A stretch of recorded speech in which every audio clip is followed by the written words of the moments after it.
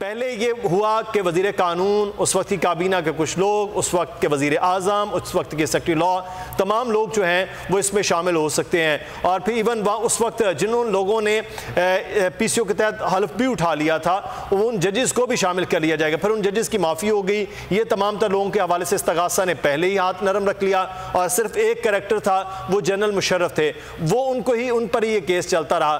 تو یہ جو کیس بنایا گیا عدالت کے اندر نہیں، میں بنائے کی بات کر رہا ہوں، تو اس میں تو اس وقت ہی نیک نیتی شامل نہیں تھی. پھر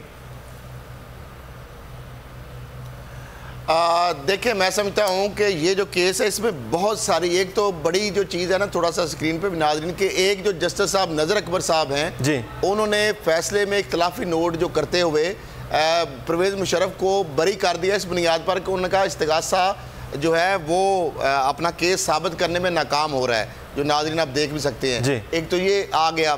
دو جج صاحبان جو ہیں سیٹھ وقار صاحب، جس طرح بتایا بڑا غلام مرزا صاحب نے، طیب بلوچ صاحب نے بڑا ڈیٹیل سے، اور جس طرح سب سے پہلے بولنے سکرین پہ بھی اور ناظرین سے ہمیشہ سب سے پہلے اور اتھینٹک جو چیزیں ہیں جس طرح ہم شیئر کرتے ہیں وہ کی بڑی تفصیل سے عام ناظرین کو سمجھانے کے لیے سمجھ آئے.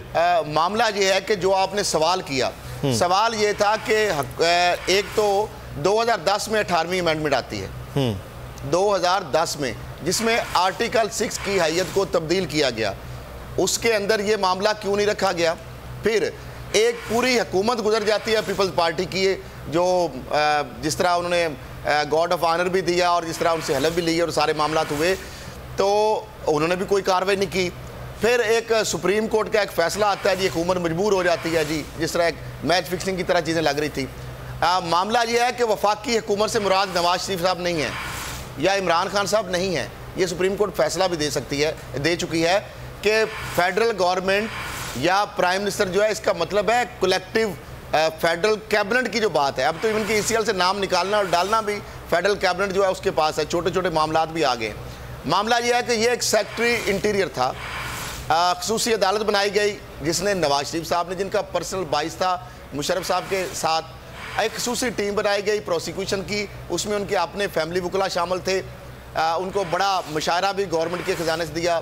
سیکرٹری داخلہ کو کمپلیننٹ بنایا گیا، جو بابو ہوتا ہے آپ کو پتہ ہی ہے، جس طرح وہ سرو کرتے ہیں بہت سارے لوگوں کو، آپ کو پتہ ہے وہ نون لیگ کے جس طرح حد تک جان پہ کھیلتے ہیں وہ. پھر اس کے بعد یہ جو سیریز اور جو طیب بلوچ نے بات بڑی امبیگوٹی تھی، جو کورٹ آف انکوائری بنی ایف آئی اے. اب صرف ایک چھوٹا سا اگر کمپیریزن، اصغر خان کیس میں سپریم کورٹ نے فیصلہ دیا تھا، نواز شریف صاحب اس میں ایکیوز تھے، ایسی بات ہے. اور ایف آئی اے کو کیا کہا گیا تھا کہ ان سارے لوگوں کے خلاف کارروائی کی جائے. آج تک ایف آئی اے نے کارروائی کی؟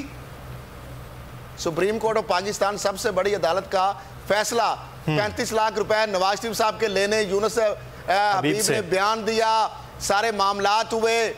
یونس حبیب نے بیان میرے سامنے بیچارے نے ویل چیئر پہ آ کے دیا، ہر چیز آئی سامنے.